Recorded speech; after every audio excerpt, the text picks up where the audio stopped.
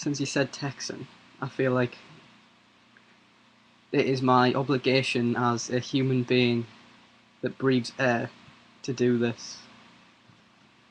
Jesus Christ, I just talk rubbish most of the time, don't I? So, here we go. Well, my, if it isn't the great Amelia Earhart, I have heard so much about you and your most splendid accomplishments. Did you really lead an Air Force battalion made up entirely of suffragettes in the Great War? Such an idealist. You came here on my offer to hire you as mercenaries and fight for women's freedom here in Texas. I even promised to close down Whataburger and stop drilling for oil. Foolish little girl.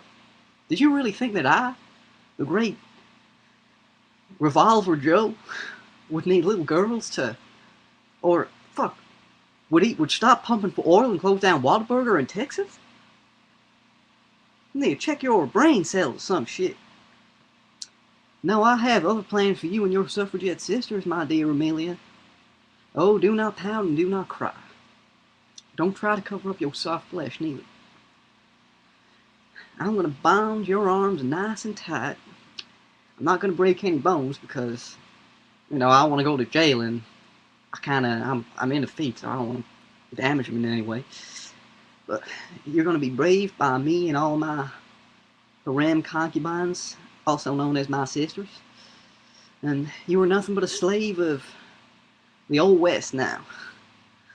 Give up all your dreams of women's suffragette and all that nonsense. No longer shall you soar high above in the great blue yonder. I've clipped your suffragette wings and made you my caged bird. No, instead of fighting a war to further women's equality, you're gonna meekly crawl before your Texan master. This is the fate of all you East Coast whores who dare defy the Texas patriarchy. Your tender white flesh will be constantly whipped and abused as you learn your place as my cunt slave. And believe me, I've done it. I did it to my 3 other sisters, so I can do it to you, Amelia. Every day I shall force you loudly to proclaim the inferiority of your gender, my dear suffragette adventuress. Oh, do not look so sad, Amelia. At least you are serving in your natural place in the cosmos. But cosmos, that's that Carl Sagan atheist shit. I mean, here in Texas. I don't really care what happens outside of Texas. And I know that Carl Sagan is a lying sack of devil-worshipping shit. Yeehaw.